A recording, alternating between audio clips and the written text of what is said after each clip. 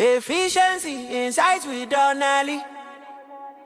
Hey family, I see you, I hear you. Clarity in motion, growth in mind. Efficiency insights with